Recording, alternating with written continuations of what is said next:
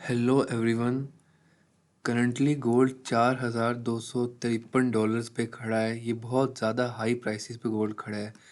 इतना महंगा हो चुका है। ये प्राइस एक्शन नॉर्मल नहीं है, ऐसा नहीं होता नॉर्मली।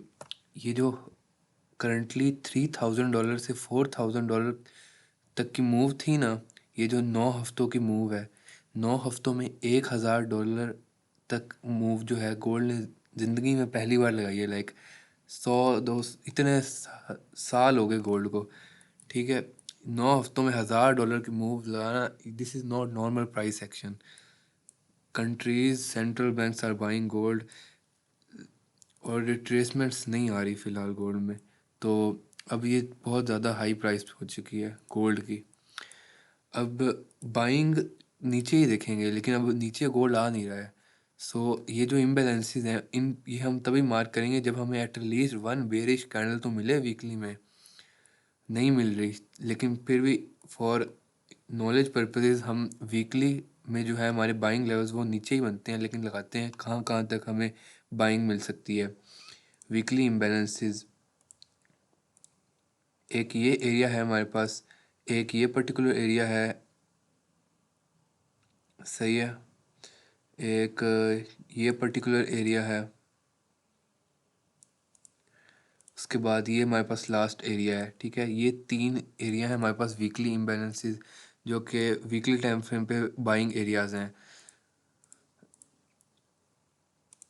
एटलीस्ट एक जो है ना, एक कैंडल वीकली में बेरिश बननी चाहिए, तब हम इन लेवल पे गोल्ड को आते हुए देख सकते हैं, जो कि अभी बिल्कुल नहीं बन रही।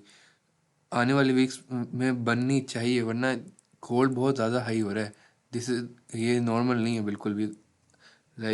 क्राइसिस में हाई होता है। अभी क्राइसिस कोई ऐसा वॉर होने वाली हो जिसका आम दुनिया को ना पता हो, इस तरह की सिचुएशन है फ़िलहाल। खैर, कंटिन्यू करते हैं। ये हमारा वीकली टाइम फ्रेम में एनालिसिस है। ये हमारे पास ये इम्बैलेंसेस हैं। डेली टाइम फ्रेम में मूव करते हैं अब। So let's shift to the daily time frame. Here we गो।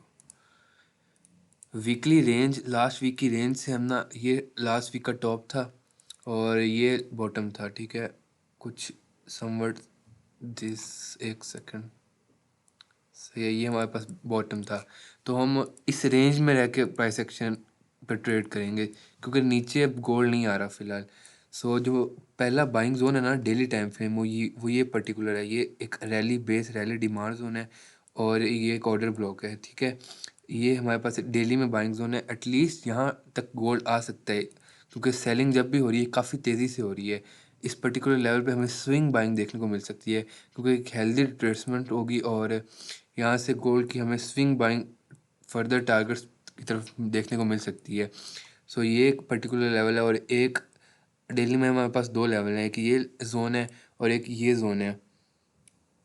ये इम्बैलेंस है हमारे पास। इस डेली ने बॉटम वीक नहीं लगाई थी, ये हमारे पास इम्बैलेंस है। ये 4 आवर में जाके क्लियर कट देखते हैं। एक ये पर्टिकुलर जोन हो गया और एक वो वाला, सही है। 4 आवर में शिफ्ट होते हैं। 4 आवर में हमारे पास ये जो डेली का था ना इम्बैलेंस, वो डेली का इम्बैलेंस और 4 आवर का डिमांड जोन अलाइन हो रहे हैं, और ये फिब की गोल्डन रेशियो पे भी है। ठीक है, तो ये काफ़ी अच्छा डिमांड जोन है हमारे पास 4 आवर में, H4 में। इसमें ना काफ़ी स्विंग बाइंग मिलेंगी, टारगेट्स हाई होंगे इसके भी, क्योंकि 4 आवर में अभी तक स्ट्रक्चर शिफ्ट नहीं हुआ। ब्रेक ऑफ स्ट्रक्चर पे ब्रेक ऑफ स्ट्रक्चर हो रहा है, तो अगेन यहाँ पे मार्केट आ सकती है और हमें ब्रेक ऑफ स्ट्रक्चर प्रोवाइड कर सकती है। 4 आवर में एक ये जोन, और 4 आवर में एक हमारे पास है ट्रेंड चैनल, उसको हम डिस्कस करते हैं, जो सही प्ले आउट हो रहा है। फोर, ये पर्टिकुलर, ठीक है। और ये ट्रेंड चैनल जो है, ये ट्रेंड चैनल इस डिमांड जोन के साथ अलाइन भी हो रहा है, तो यहाँ हमें देखने को मिलेगा, तो हम यहाँ से एक बाइंग प्लान करेंगे। 4 आवर में हमारे पास फिलहाल सिंपल सा यही एनालिसिस है, ये हमारे पास जोन्स हैं।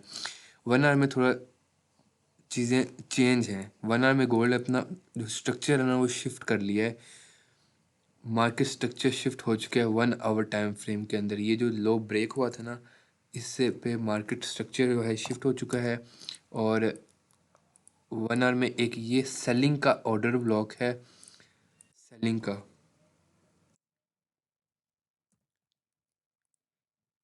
और ये फिब की 0.5 रिट्रेसमेंट के नियर अबाउट है अगर हम देखें तो।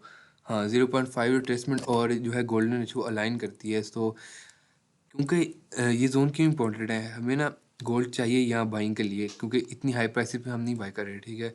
तो अगर हमें ये मार्केट स्ट्रक्चर शिफ्ट हो चुका है 1 आवर के टाइम फ्रेम में, इस पुल बैक पे अगेन सेलिंग मिल सकती है इस पर्टिकुलर जोन पे, जो कि बाइंग जोन है, ठीक है।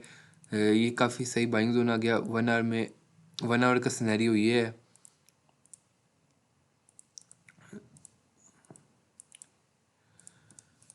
बाइंग वही यही है बाइंग जोन। उसके बाद 15 मिनट में एक चीज़ है, चूंकि हो अब ये रहा है कि market opening and gold rallying in every week.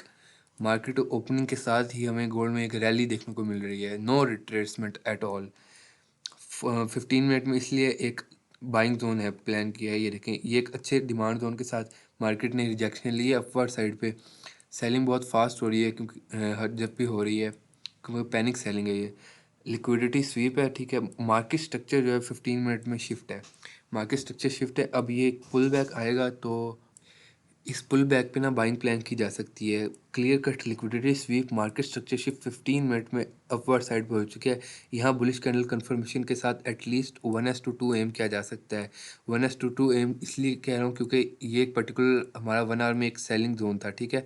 अगर तो गोल्ड इस सेलिंग जोन पे रिट्रेस कर जाता है थोड़ा डाउन साइड, तो हम 1s to 2 के बाद रिस्क फ्री कर लेंगे, ठीक है, वरना इसके टारगेट्स काफ़ी हाई हैं अगेन, क्योंकि अगर टॉप बॉटम वीक ना लगी तो फिर इसने अपनी रैली कंटिन्यू कर देनी है।